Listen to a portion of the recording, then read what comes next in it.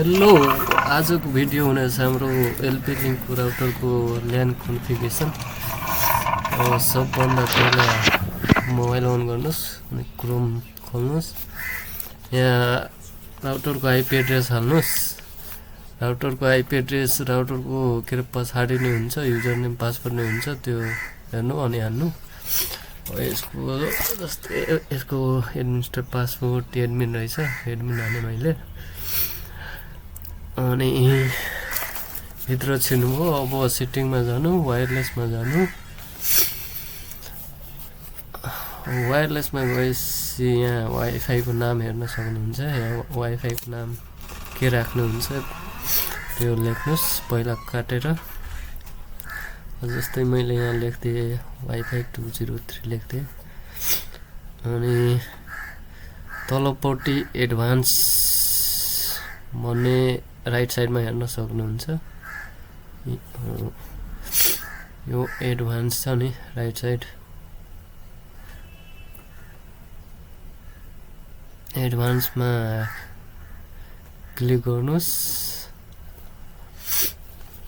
अनि क्लिक गरिसकेपछि यहाँ सेक्युरिटी मोड छ नि, WPA2 पर्सनल मोडमा सिलेक्ट गर्नु अनि पासवर्ड राख्नुहोस्।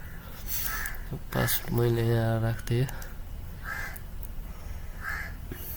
यति गरिसकेपछि युजर नेम पासवर्ड के अरे वाइफाई नेम अनि पासवर्ड राखिसकेपछि केही गर्नु पर्दैन, यसलाई सेभ गरिदिनु। जस्तै सेभ मैले गर्थेँ। अब यहाँ 15 सेकेन्डको टाइम लिन्छ। अनि सेभ गरिसकेपछि यसले वाइफाई डिस्कनेक्ट हुन्छ मोबाइलमा।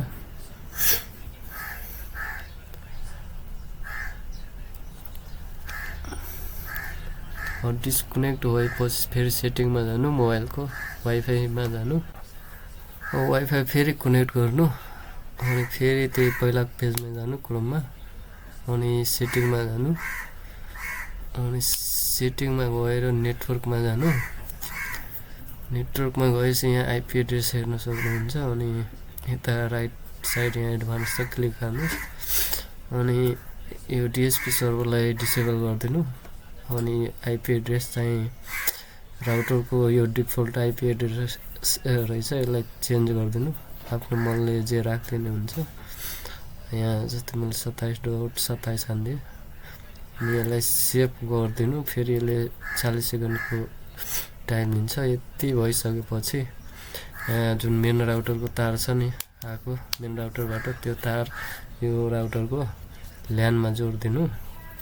ल्यानमा जोडिसकेपछि यहाँ फेरि मोबाइलमा चेक गर्नु नेट चल्छ कि चल्दैन। जस्तै मैले अब ल्यान जोडेर अब मोबाइलमा चेक गरौँ। अब फेरि हाम्रो अहिलेको वाइफाई कनेक्ट गर्नु, सेटिङ मिलाएको वाइफाई 203 सिलेक्ट गर्नु। अनि अब मोबाइलमा फेसबुक चलाएर युट्युब चलाएर विचार गरौँ चल्छ कि चल्दैन। जस्तै फेसबुक खोले चलिरहेछ। अब युट्युब खोलेर विचार गरौँ।